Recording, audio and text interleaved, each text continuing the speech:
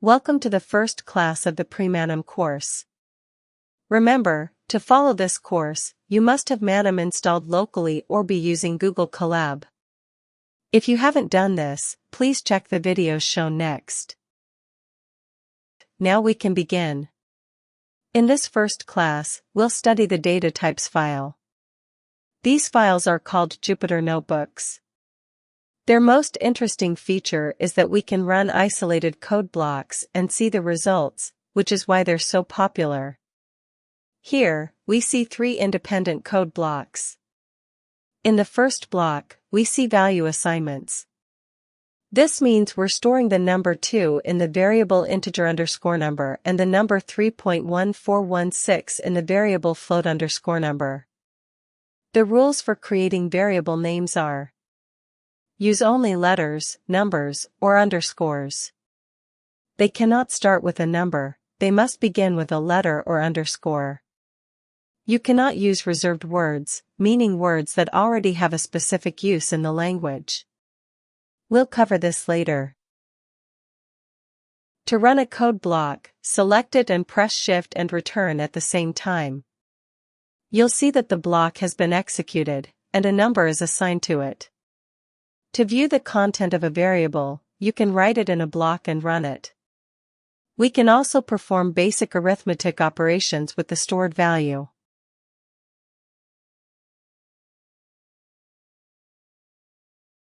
This can be done with any previously stored variable. Besides numbers, we can also store text strings, known as strings. Here, you can see I'm creating a variable that stores the name Alexander.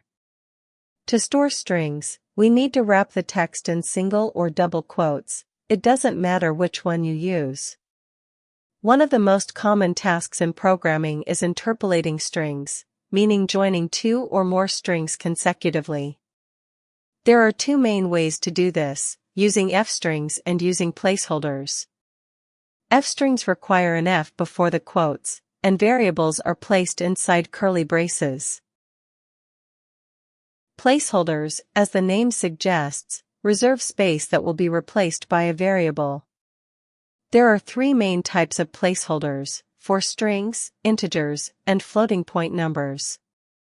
To indicate the order, add a percentage sign at the end of the string, followed by the variables to interpolate in the order of the placeholders. Lines that have a hash symbol mean that everything written to the right of the hash will be a comment, meaning the language will ignore the text, so you can make notes to explain the code we're writing. If you want to change the order of the placeholders, you'll also need to change the order of the variables. To display a variable's content, we can use the print function.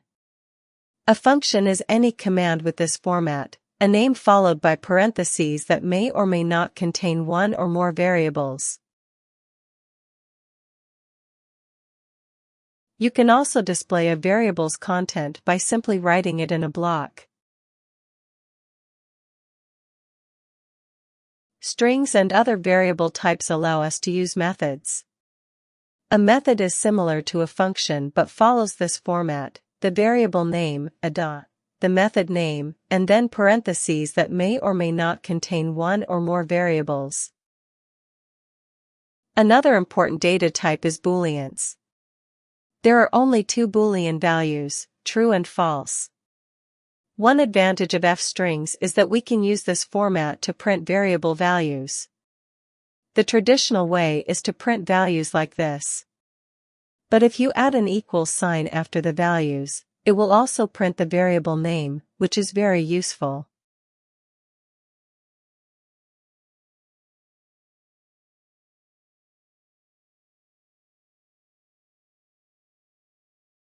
The next data type is lists.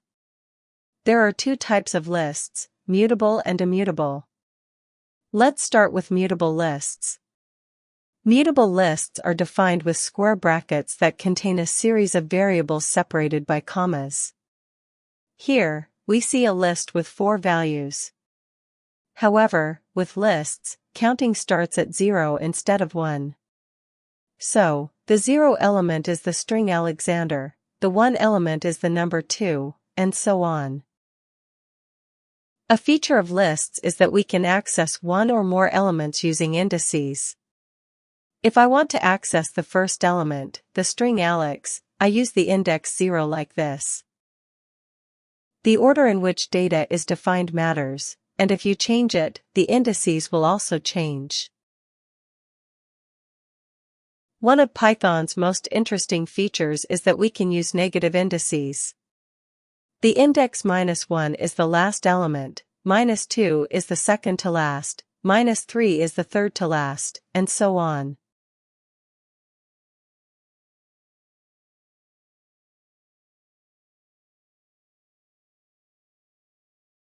Another feature of lists is that we can get a range of values using something called slices. For example, to get from the second to the third element, you can do it like this. To get from the second to the fourth element, you do it like this. In this case, the list has 4 elements, so if you want to start from an index and get all elements from that point onward, you can omit the second number in the slice. Similarly, you can get from the first element up to a certain index by omitting the first number in the slice. As the name suggests, mutable lists allow you to redefine a value. For example, I can redefine the last value of a list like this. As you can see, the last index has changed its value. The other type of list, immutable lists, also called tuples, are defined with parentheses, and their values cannot be modified or added. Use mutable lists when you need to modify, add, or remove values, and use immutable lists when you don't need to do any of those, as this optimizes Python's performance.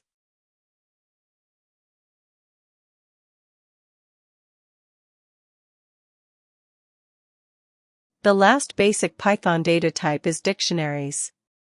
Dictionaries are defined with this format: a key and a value. Think of a dictionary as a type of list, but instead of accessing values with an integer, you access them with a key, which can be a string or an integer, though strings are more common. If we print the dictionary, it will show both the keys and the values. To access a value, simply call the dictionary and add the key name in square brackets. Like mutable lists, dictionary values can also be modified with a simple assignment. Dictionaries have several methods, but the most important are these 3. The keys method, as the name suggests, returns all the keys, but only the keys, not the values.